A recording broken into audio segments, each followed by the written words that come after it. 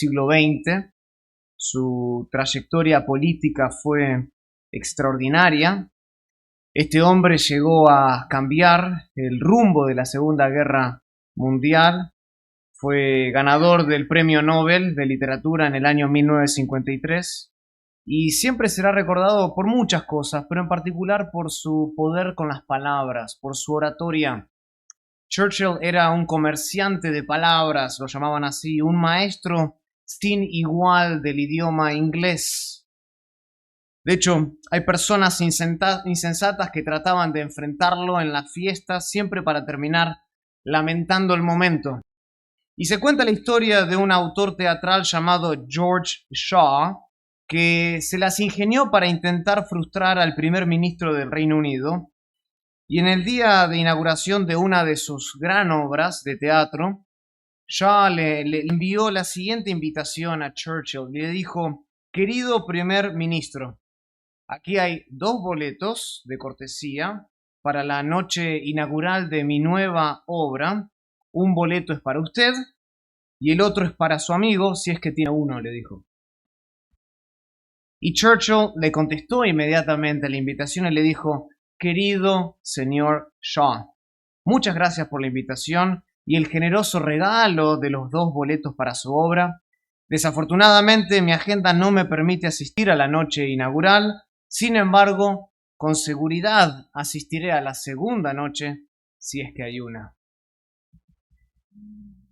Más tarde en su carrera, Churchill regresó a la ciudad de Eton, el lugar donde él fue educado en su niñez, para dar un discurso. Los estudiantes estaban reunidos en el salón para escuchar al alumno quizás más ilustre que supo tener esa ciudad, al egresado más prominente que marcó la historia del mundo entero. Su fama como orador era bien conocida por todos.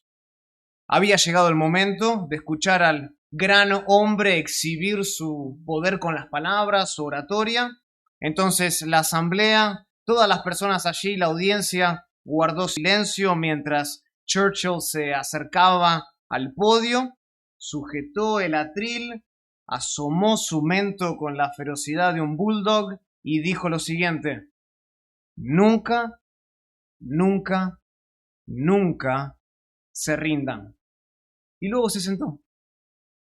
Fue todo lo que dijo. Y con una sola frase electrificó a la audiencia. Y uno se pregunta cuántas veces los pensamientos secretos de aquellos jóvenes en aquella audiencia habrán regresado a la memoria de esas palabras. Nunca se rindan. Y este es un mensaje que se repite una y otra vez a lo largo de las Escrituras. El de nunca rendirse. Pero hay un pasaje en particular en el Nuevo Testamento que capta la esencia de este mensaje como ningún otro, y ese pasaje es Filipenses capítulo 2.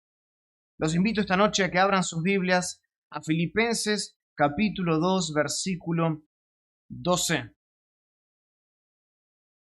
Porque acá Pablo define cuál debe ser la ocupación del creyente, en qué debe ocuparse el creyente. Filipenses capítulo 2, versículo 12.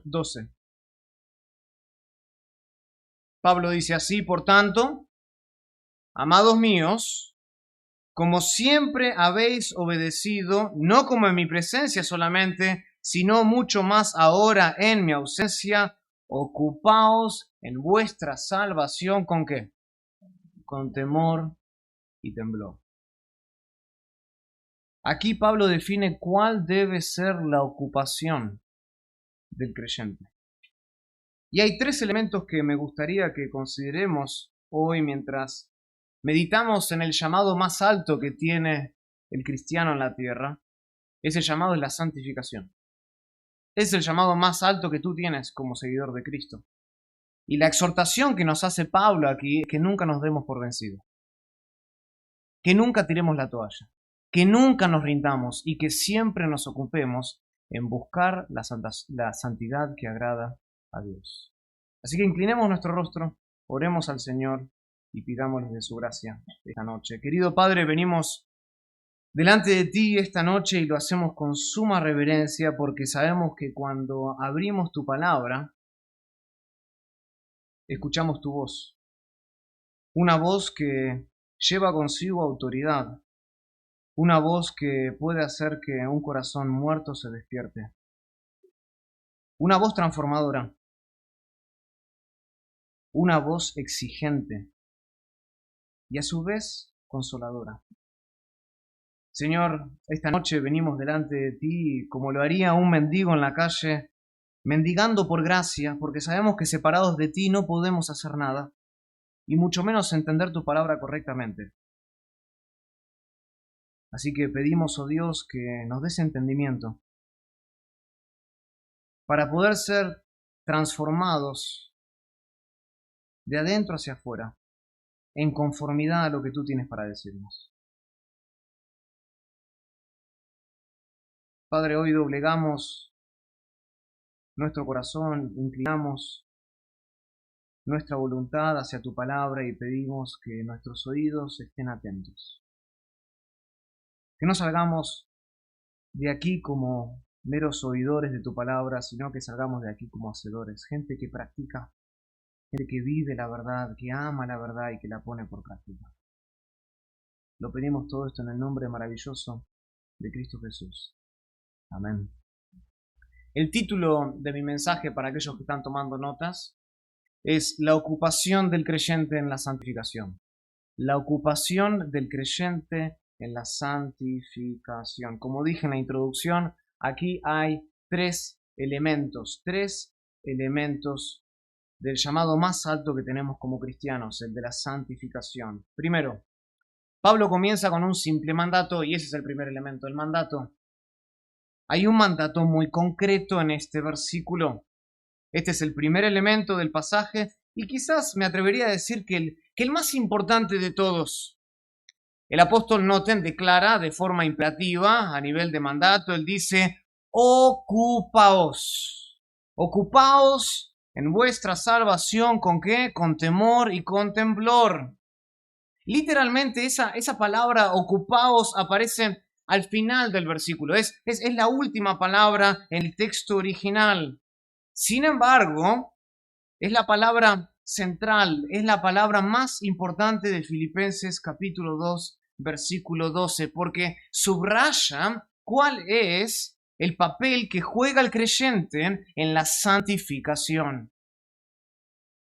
Y la forma de esta palabra en griego enfatiza aún más la responsabilidad que tanto tú y yo tenemos como cristianos. Si nosotros hemos depositado nuestra confianza en Cristo como Señor y Salvador, entonces, dice Pablo, tú y yo somos responsables de ocuparnos de nuestra salvación.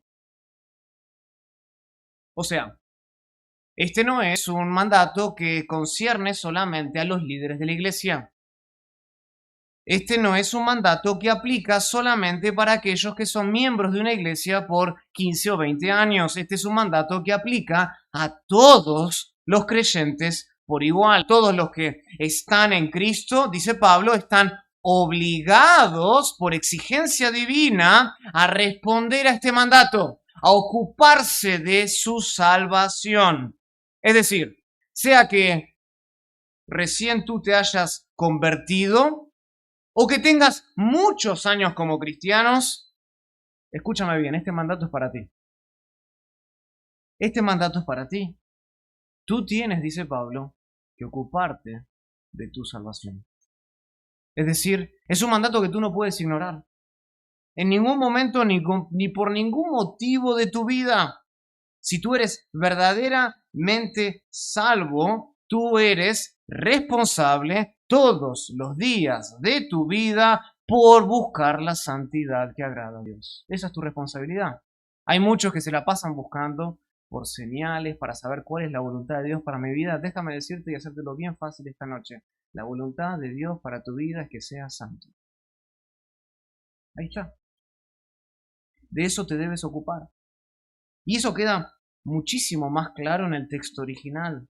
el tiempo del verbo señala un mandato de importancia constante, consistente, regular. Otra manera de traducir esta parte del versículo sería: por tanto, amados míos, como siempre habéis obedecido, no como en mi presencia solamente, sino mucho más ahora en mi ausencia, sigan ocupándose de su salvación. Esa es la fuerza del texto original. Sigan ocupándose de su salvación. La idea es la siguiente, que nosotros no podemos parar a mitad de camino. No podemos dejar o parar el proceso. La fe verdadera siempre busca maneras de seguir adelante en ese proceso de asemejarnos a la imagen de Cristo, a crecer en lo que yo llamo el proceso de cristoformidad, de asemejarnos a la imagen de Cristo, como dice Pablo en Romanos capítulo 8, versículo 29. Para eso fuimos salvos, para ser hechos semejantes a Cristo. Es decir, que la fe verdadera no se conforma con el estado actual en el que estás. No está conforme con eso. De hecho, Pablo, el mismo apóstol que escribió Filipenses 2:12, noten lo que dice en el siguiente capítulo, en Filipenses capítulo 3, versículo 12.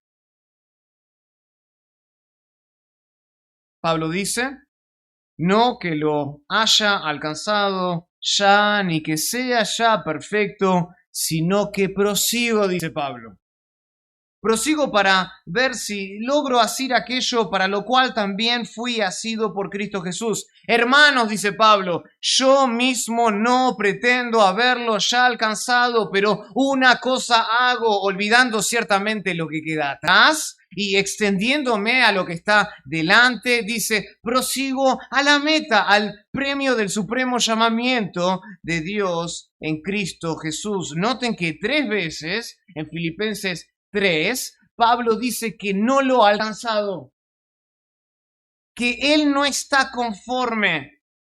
Es decir, evidentemente Pablo no estaba satisfecho con su vida cristiana.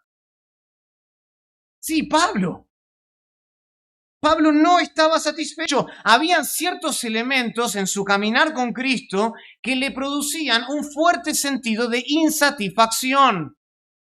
No lo he alcanzado, pero era precisamente ese sentido de inconformidad que lo motivaban a él a seguir adelante y a no darse por vencido.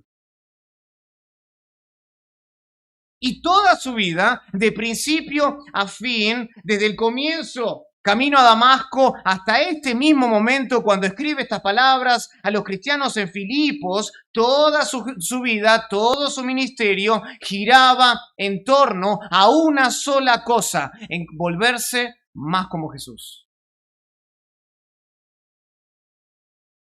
Había una búsqueda constante en su vida de ser más como Cristo. Y lo mismo debe pasar con nosotros.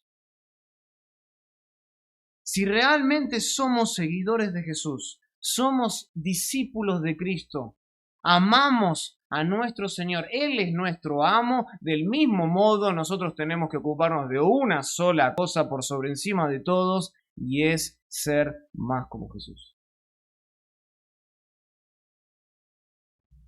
Y este es un punto importante y que creo que merece nuestra atención, porque en los últimos años, particularmente en los Estados Unidos, pero lamentablemente todo lo que comienza en Estados Unidos eventualmente llega a Sudamérica, en los últimos años ha habido una fuerte tendencia a querer neutralizar la responsabilidad del cristiano en la santificación. Y en la iglesia hoy en día es común escuchar cosas como, bueno, deja que Dios lo haga. O tú no puedes, pero Dios sí. Cosas que suenan muy encomiables, muy nobles, pero que doctrinalmente son muy flojas. Son débiles. De hecho, el principal proponente y defensor de esta postura es el pastor Tullian Yavidian, que fue y es el nieto del reconocido evangelista Billy Graham. En el año 2011, este pastor Tullian, él escribió un libro titulado Jesus plus Nothing equals Everything, es decir, Jesús más nada es igual a todo. Y hay una sección en su libro que lee así, y estas son sus palabras. Él dice, el Evangelio nos libera para estar bien con no estar bien. Ojo. Sabemos que no lo estamos, aunque, dice Tullian, nos esforzamos por convencer a los demás de que sí estemos bien, pero el Evangelio nos dice, relájate, todo está consumado. Y la conclusión es la siguiente, dice Tullian. Gracias a la obra de Cristo a tu favor, Dios no se fija en tu pecado como lo haces tú, así que relájate, dice Tullian, y regocíjate y empezarás a mejorar como cristiano. Fin de la cita. Relájate. El Evangelio nos libera para estar bien con no estar bien.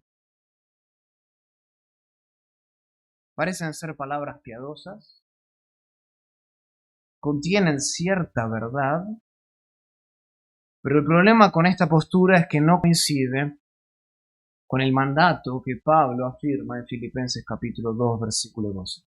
Ocupaos en vuestra salvación. Pablo no dice relájate, todo está bien con no estar bien.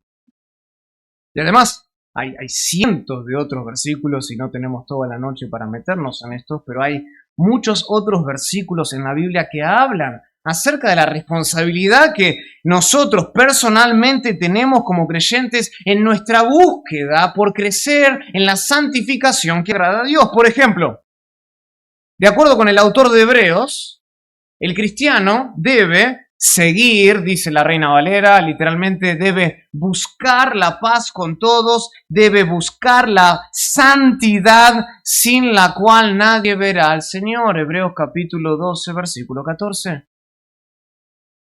Sí, tú y yo debemos buscar la santidad sin la cual, dice el autor, nadie verá al Señor.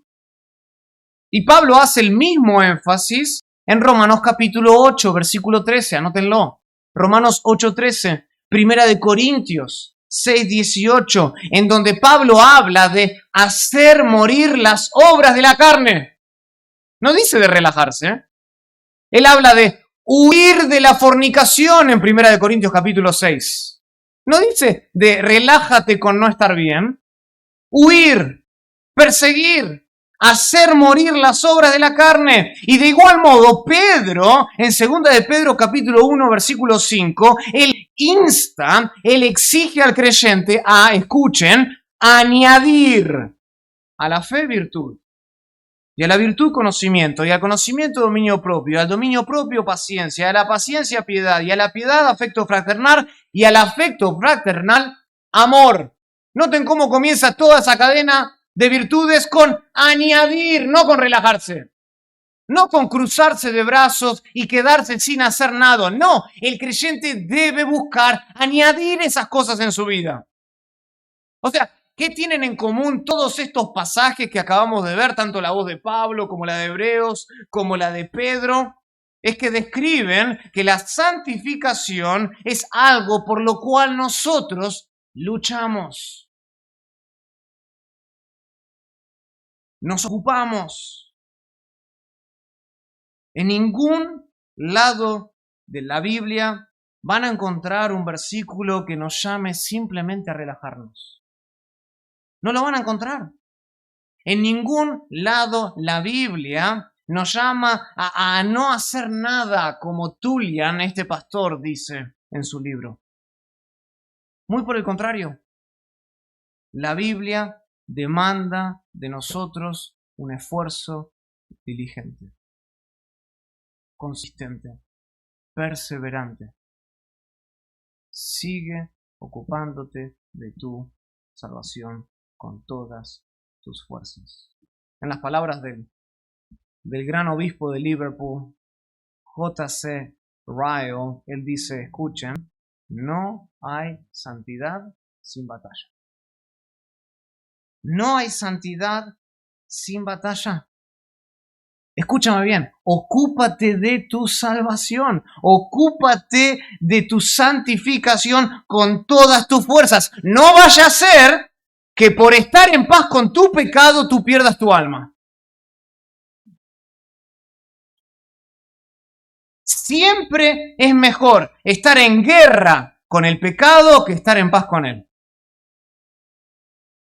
Entonces, haz morir las obras de la carne en tu vida. Pelea, batalla, esfuérzate, huye. Son todos verbos activos que demandan de ti algo, obediencia. No que te quedes de brazos cruzados, sino que te levantes donde estás y pelees contra la carne que todavía mora en ti. Ese es el mandato. Y ese es el primer elemento del versículo 12 de Filipenses capítulo 2.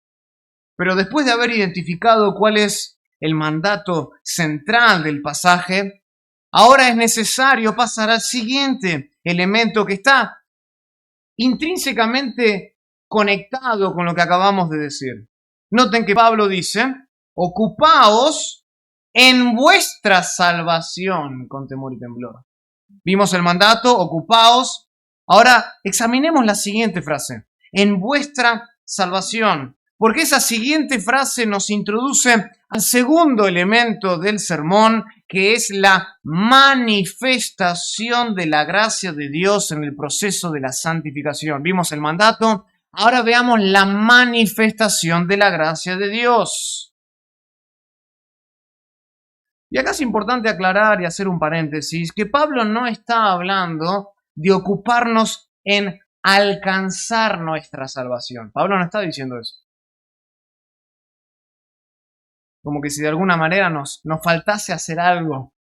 Cristo pagó el 80% de nuestra salvación, nosotros tenemos que pagar el otro 20%. No. Nosotros no debemos esforzarnos por llenar ese vacío de la salvación mediante buenas obras. Eso no es lo que Pablo está enseñando. La Biblia enseña claramente que la salvación es solo por gracia, por medio de la fe. Efesios capítulo 2, versículos 8 y 9. Acompáñenme tal vez al pasaje más claro.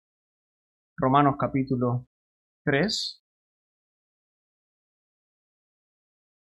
Romanos capítulo 3.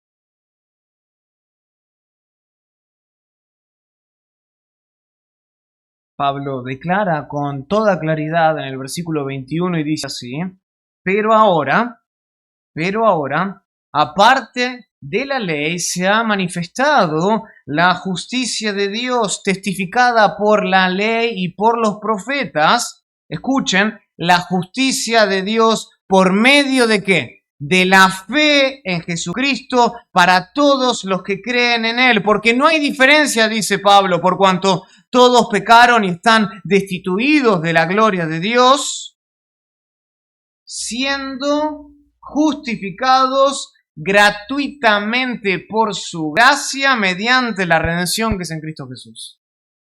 Noten que Pablo deja claro, el mismo autor de Filipenses, dejan claro aquí que la salvación es por gracia. Gratuitamente por su gracia, la gracia de Dios mediante la redención que es en Cristo Jesús. Es decir, para estar bien con Dios, para que una persona esté bien con Dios, eso depende única y totalmente de Dios, de la fe en Dios. Dios nos declara justos sobre la base a la justicia que Cristo nos concede en la cruz del Calvario. 2 Corintios capítulo 5, versículo 21, recuerdan al que no conoció pecado. ¿Quién es el que no conoció pecado? Jesucristo. Dios lo hizo pecado, lo trató como pecado para que nosotros fuésemos hechos justicia de Dios en él. Hay una doble transacción. Dios lo trata a él como pecado y Dios nos trata a nosotros como que si siempre obedecimos a la ley. Perfectamente. Nos reviste de la justicia de Cristo. De modo que todo aquel que cree en el Señor Jesucristo es salvo una vez y para siempre. Eso es lo maravilloso del Evangelio. Que tú crees en el Señor Jesucristo y tú puedes ser salvo de una vez y para siempre. Pero hay más que nosotros necesitamos decir acerca de esta fe salvífica, de esta fe que transforma. Y es esto, que la fe que nos une al cuerpo de Cristo, la fe que nos une al Señor Jesús y nos hace estar bien con Dios, también es una fe que obra. Una fe que salva es una fe que obra. De hecho, Gálatas capítulo 5, versículo 6 dice que la fe obra por el amor. La fe obra. Y esa es la razón por la que Pablo utiliza la palabra ocupaos en Filipenses 2:12 y no otra, porque esta palabra conlleva una idea de ocupación, una tarea que uno debe realizar. Y el marco por el cual, o mejor dicho, el marco de la ocupación del creyente se define en el contexto. Pablo dice, ocupaos, no dice en vuestras finanzas, no dice ocupaos en alcanzar vuestra salvación, o ocupaos en alcanzar vuestra seguridad, dice ocupaos en vuestra salvación. Ese es el marco de la ocupación del creyente. Literalmente en el texto original dice ocupaos o sigan ocupándose de vuestra propia salvación. Es decir, noten lo que está diciendo Pablo. Pablo está haciendo hincapié en que la salvación ya es del creyente, pero todavía no se ha perfeccionado. Esa salvación que le pertenece al creyente, a aquella persona que ha depositado su fe en Cristo Jesús, es de él, le pertenece, pero todavía no se ha perfeccionado. La consumación de la salvación sucederá ¿cuándo? En el futuro. Cuando nosotros recibiremos cuerpos glorificados y será quitada una vez por todas la presencia del pecado en nosotros. Nosotros todavía seguimos batallando con el pecado que mora en nosotros. Y Pablo dice, mientras tanto, mientras esperamos la glorificación de nuestro cuerpo, Pablo dice que la ocupación suprema del cristiano consiste en obrar continuamente para manifestar la gracia que de Dios hemos recibido en la persona de Cristo Jesús por la fe. En eso consiste nuestra tarea. Y es en ese sentido que nosotros debemos ocuparnos de nuestra salvación. Nuevamente, no nos estamos ocupando por alcanzar la salvación, sino que nos estamos ocupando para manifestar esa gracia que ya tenemos en Cristo Jesús. Entonces, la santificación es el proceso por el cual el creyente manifiesta que ya tiene vida en Cristo. No es que quiera alcanzar vida en Cristo. Eso sería salvación por obras. No, es el proceso por el cual el creyente manifiesta su nueva vida en Cristo. No es una manera de justificarnos delante de Dios por medio de nuestras obras, porque la salvación, como dijimos anteriormente, es solo por gracia mediante la fe, y si la salvación fuera por obras, entonces la gracia no sería gracia y la fe sería superflua, porque la confianza estaría ¿en quién? En nosotros, en uno mismo y no en Dios. No obstante, la salvación siempre resulta en buenas obras. Aunque no es por buenas obras, siempre resulta para buenas obras. Como dijo el gran reformador de Ginebra, Juan Calvino, él dijo, es pues la fe sola la que justifica, y sin embargo, la fe que justifica no está sola. Repito, la fe sola es la que justifica, y sin embargo, la fe que justifica no está sola. O dicho de otro modo, la salvación no es el resultado de buenas obras, pero siempre resulta en buenas obras. Siempre resulta en buenas obras. Por eso Pablo, después de expresar que somos salvos por gracia, por medio de la fe, en Efesios capítulo 2, versículos 8 y 9, en el versículo siguiente, en el versículo 10, dice, porque somos hechura suya, creados en Cristo Jesús, para buenas obras, las cuales Dios preparó de antemano para que anduviésemos en ellas. Entonces, es a esto a lo que el apóstol se está refiriendo cuando habla de ocuparnos de nuestra salvación en Filipenses 2:12. Su énfasis está en el presente, en el ahora. Entre nuestra justificación pasada y nuestra glorificación futura, el énfasis de Pablo está en el presente, lo que nosotros llamamos el proceso de santificación. Está justificación, glorificación y el ambiente en el cual nosotros nos desarrollamos, somos y nos movemos es la santificación. Nosotros nos desempeñamos en esta dimensión la mayoría de nuestra vida en preparación para la gloria futura. La santificación entonces es el fruto de la justificación pasada, recibida por medio de la fe en Cristo Jesús. La fe no produce ningún, o mejor dicho, la fe que no produce ningún efecto en la vida, entonces no es una fe verdadera. Porque la fe siempre obra, siempre resulta en buenas obras.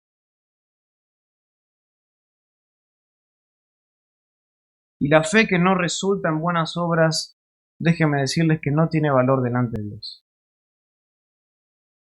De hecho, me atrevería a decir que no es mejor que la fe de los demonios. Los demonios tienen fe. Los demonios creen, dice Santiago 2:19, pero es una fe muerta, porque la fe de los demonios está sola, no está acompañado de frutos de justicia, no está acompañado de obras que resultan de esa fe. Entonces, todo el que es nacido de nuevo, porque para entrar al reino de Dios tú tienes que nacer de nuevo, todo el que ha sido hecho una nueva criatura, recibe una nueva naturaleza en Cristo y vive una vida nueva que resulta en obras que agradan a Dios. Si no, escuchen lo que dice Juan en su primera epístola, primera de Juan. Primera de Juan, capítulo 3.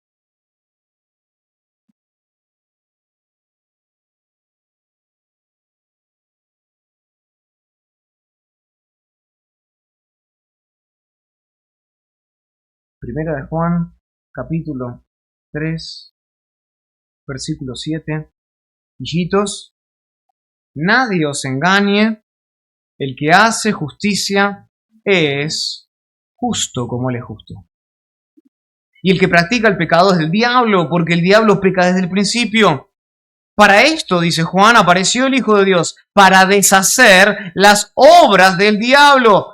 Pero todo aquel, dice versículo 9, que es nacido de Dios, no practica el pecado, porque la simiente de Dios permanece en él y no puede pecar porque es nacido de Dios.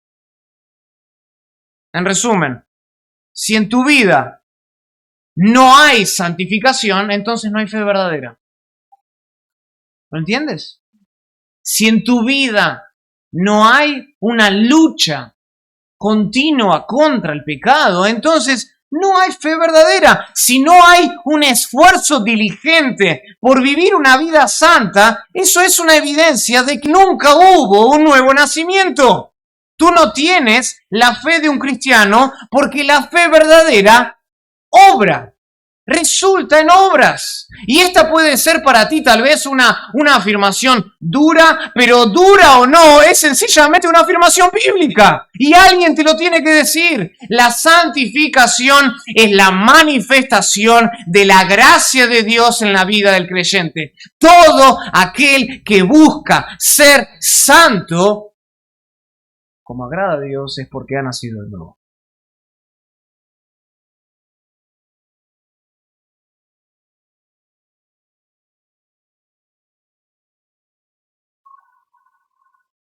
Y al final del versículo, Pablo provee un tercer elemento. Un tercer elemento que no podemos ignorar si deseamos manifestar nuestra nueva vida en Cristo apropiadamente. Y aquí Pablo explica la manera. Vimos el mandato, vimos que la santificación es la manifestación de la gracia que ya está en nosotros, y ahora veamos al final la manera de crecer en nuestra santificación. Mandato, manifestación, manera. Noten cómo termina el versículo 12. Ocupaos en vuestra salvación, ¿con qué? Con temor y con temblor. Y esta última frase sirve como una especie de correctivo para nosotros. Nos resguarda de caer en dos peligros que son muy comunes en la iglesia. El primer peligro es pensar que porque yo fui justificado en el pasado por Cristo, entonces mis obras en el presente ya no importan. ¿Se entiende ese peligro?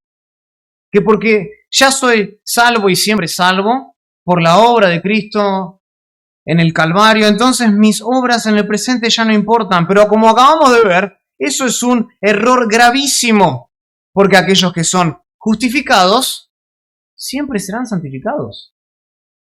Aquellos que son justificados son santificados. La fe verdadera nunca está sola, sino que siempre produce buenas obras. No existe un cristiano, no existe tal cosa como un creyente que no lleve fruto. Juan, ¿se acuerdan? Juan capítulo 15, nuestro Señor enseña esto. Juan capítulo 15, versículo 8.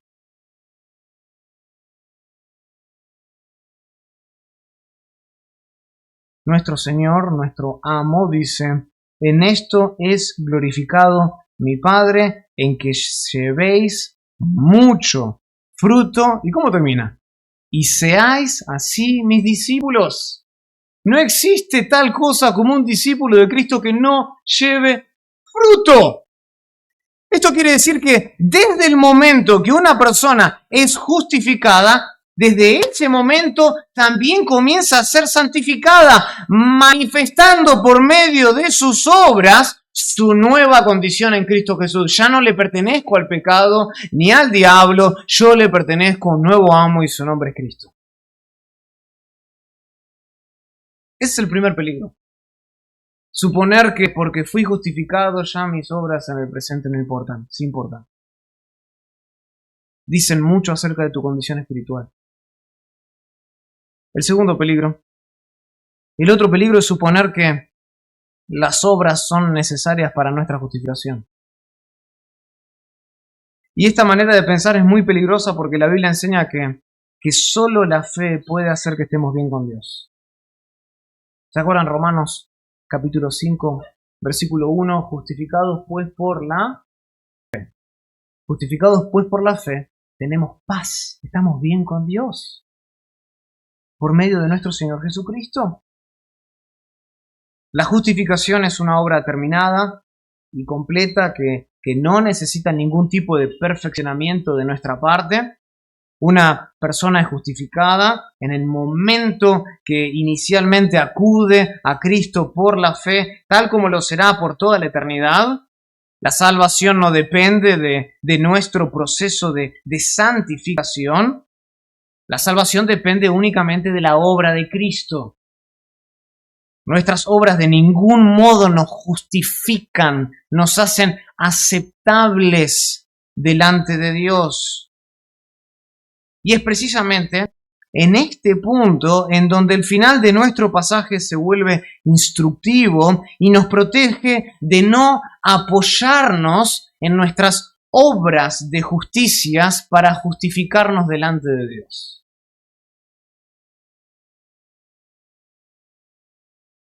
Porque lamentablemente hay personas dentro de la iglesia que vienen a la iglesia, sirven en la iglesia, se involucran en la iglesia pensando que porque asisten de manera intachable domingo tras domingo y sirven en el sonido y en la música y están involucrados en mil y mil ministerios, eso los va a hacer más aceptos delante de Cristo. No es así. No es así, tú no sirves para ganar la aceptación de Cristo. Y es ahí donde la frase al final de Filipenses 2:12 trae equilibrio al mandato que Pablo nos da, porque sin esa frase al final, el mandato de Pablo podría ser mal interpretado. Ocupaos de vuestra salvación. ¿Qué quiere decir Pablo con esto? Pero acá, al tener estas dos frases, ocupaos en vuestra salvación con temor y con temblor, Pablo nos instruye, trae equilibrio. Ocuparnos de nuestra salvación no es sustituir la gracia verdadera por una gracia barata. Bueno, yo fui justificado por Cristo en el pasado, ahora no importan las obras, puedo hacer lo que quiero, como muchos en la iglesia también hacen. Ni tampoco significa despojar la gracia verdadera o despejar de la gracia verdadera su gratuidad para añadirle a eso mis propias obras de justicia. De acuerdo al apóstol, hay otra manera de manifestar nuestra nueva vida en Cristo apropiadamente, y esa nueva vida se manifiesta tanto en el temor como en el temblor. Entonces, para terminar esta primera sesión, enfoquémonos en esas dos palabras, temor y temblor. Esa palabra temor tiene una amplia gama de significados en el idioma griego. Puede referirse a miedo, puede referirse al espanto que experimenta una persona. Pueden anotarlo, no lo vamos a ver por una cuestión de tiempo. Mateo capítulo 14, versículo 26. Pero esta palabra también puede referirse al respeto, a la reverencia que Dios se merece, como en ejemplo en Hechos capítulo 9, versículo 31. Y después tenemos el otro término, el término temblor, que describe una especie de estremecimiento, de agitación corporal. Eso lo pueden ver en Marcos capítulo 16, versículo 18. De aquí nosotros derivamos, de esta palabra griega, derivamos la palabra tremor en castellano. Tremor. Alguien que está agitado corporalmente. Y ambas de estas palabras son reacciones apropiadas de una persona que se percata de la santidad perfecta de Dios y entiende la importancia de la santificación en su propia vida. En la primera palabra es temor. El apóstol denota ese afecto interno de ese temor reverencial que el cristiano siente por Dios. Hay un temor reverencial interno en la vida del creyente.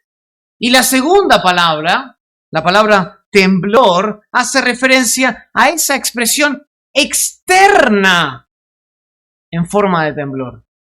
Una habla del aspecto interno del hombre, la otra del aspecto externo del hombre. Entonces, de acuerdo al apóstol, esta es la manera de crecer apropiadamente en el proceso de cristoformidad y no caer en ninguno de esos dos peligros mencionados hace un instante atrás.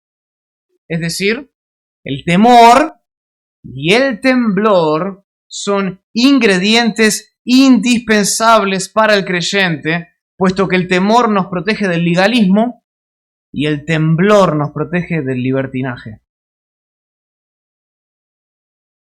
El temor nos recuerda que la santificación se desempeña en el marco de una relación de padre e hijo. Es un proceso por el cual nosotros manifestamos nuestra nueva vida en Cristo. Es decir, nosotros tenemos temor a Dios, pero no porque nos estamos tratando de esforzar por alcanzar la salvación, sino para poner en evidencia de que ya le tenemos a Dios por Padre. Él es nuestro Padre, y así como un hijo teme a su padre, o debería temerlo, un creyente teme a Padre y no quiere ofenderle. Yo no quiero ofenderle a mi Padre. En el marco físico común, en la relación filial de un hijo con un padre común, un hijo no quiere ofender a su padre. Y en el marco espiritual pasa lo mismo. Si tú eres verdaderamente nacido de nuevo, tú temerás ofenderle a tu padre. Y lo pensarás 2 o 3 veces cometer ese pecado antes de hacerlo. Porque tú no quieres ofenderle. Porque nuestras obras son una expresión de la fe verdadera, son fruto del nuevo nacimiento. Y Dios se complace, de hecho, cuando no le ofendemos, porque nos tiene por hijos. Y pensar que nosotros podemos agradar a Dios sin tener una relación filial es confundir la santificación con el legalismo. Y este fue el gran error de los fariseos. Ellos consideraron que tenían una base suficientemente moral en sus obras, en sus vidas, para alcanzar la salvación. Noten en Lucas capítulo 18. Lucas capítulo 18.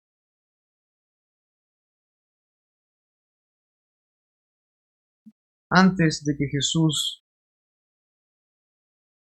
enseñe la parábola del fariseo y del publicano, noten lo que dice en el versículo 9 de Lucas capítulo 18. Dice, a unos que confiaban en sí mismos como justos y menospreciaban a los otros, dijo Jesús esta parábola.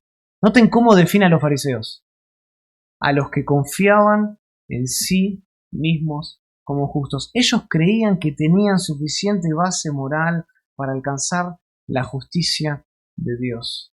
Y Jesús dice, ¿se acuerdan al final de Mateo 5? Que para entrar al reino de los cielos tú necesitas ser perfecto como vuestro Padre que está en los cielos es perfecto. Esa es la justicia que Dios demanda para entrar al reino de los cielos. Los fariseos pensaron que la tenían por medio de sus obras, y ese es el problema del legalismo que muchas veces hay en la iglesia.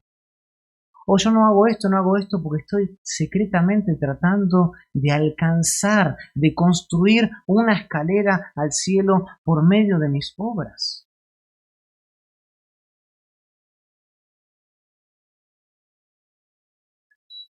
Y eso es tan tonto como tratar de construir una escalera de arena para llegar a la luna. Nadie puede construir una escalera de arena. Y sin embargo, hay muchos dentro de la iglesia que por medio de las obras quieren alcanzar la salvación.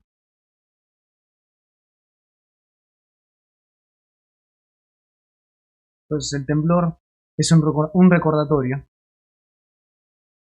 de que un día nuestras buenas obras serán examinadas por Cristo. Segunda de Corintios capítulo 5, versículo 10 dice que es necesario que nosotros comparezcamos delante de Cristo. Nosotros seremos examinados, sí, tú y yo. El incrédulo tendrá otro tipo de examinación. Pero si tú estás en Cristo, serás seriamente examinado por tu amo. Y en el futuro, Dios no nos va a exonerar porque las buenas obras fueron lo suficientemente buenas, sino que Él va a estar buscando de que nuestra confesión de fe no haya sido falsa. Y la pregunta no será lo que profesamos en aquel día, sino será cómo vivimos y lo que hicimos. Y en ese sentido, la santificación debe hacerse con mucho, pero mucho temblor, porque nuestro Dios es un fuego consumidor.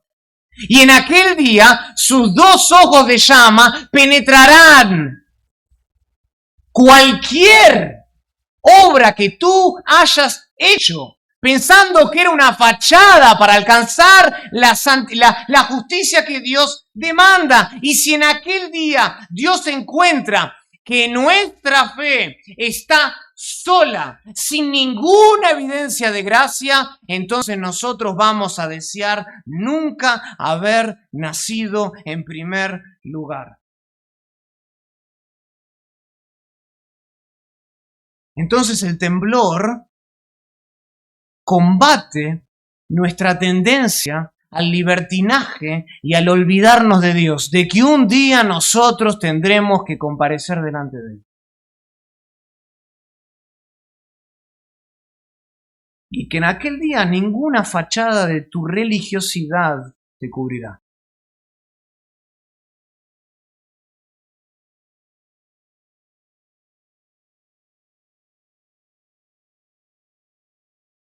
Entonces termino con las mismas palabras de Churchill en ese pequeño pueblo de Eton. Cuando se paró, agarró el atril y dijo: nunca, nunca, pero nunca se rindan. Nunca se rindan. Corramos con paciencia la carrera que tenemos por delante, porque nuestra salvación no termina cuando nacemos de nuevo. Desde el momento en que nosotros somos justificados por la fe en Cristo, comienza una guerra contra el pecado que dura para toda la vida. Así que nunca nos demos por vencidos, porque sin santidad nadie verá a Dios jamás. La santificación es absolutamente necesaria para ti y para mí. Y escúchame bien, no es absolutamente necesario que tengas riquezas.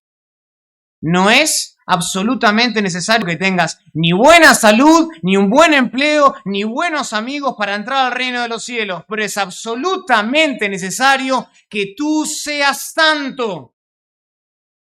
Tú podrás ver a Cristo sin prosperidad, tú podrás ver a Cristo sin bienestar material, pero nunca podrás verlo a no ser que tú seas puro como Él es puro.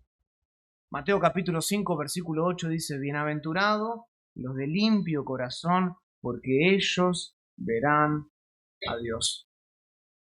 Escúchame bien. Si tú no tienes santidad aquí en la tierra, no esperes tener vida eterna allá en el cielo. No lo esperes. No lo esperes.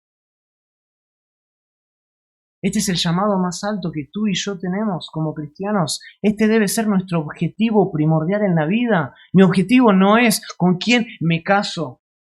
Mi objetivo no son mis hijos. Mi objetivo no es mi ministerio, no es mi carrera. Mi objetivo es ser santos. Seamos santos porque Dios es santo y sin santidad nadie verá a Dios jamás. Oremos. Padre, te damos gracias por tu palabra.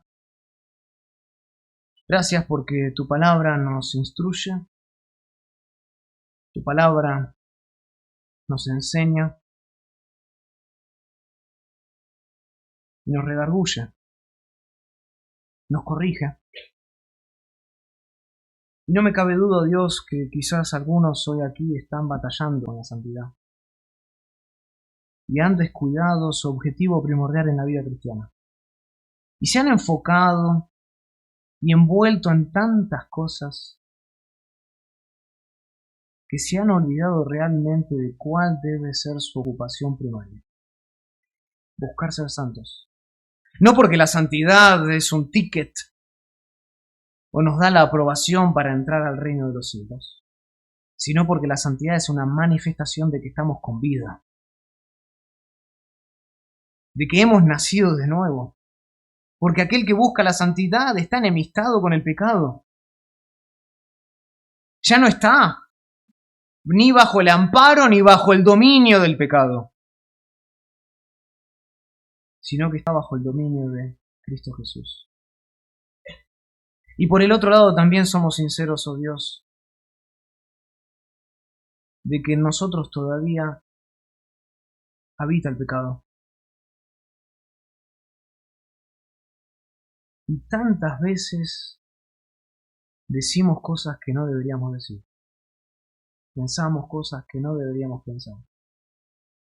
Vamos a lugares donde no deberíamos andar.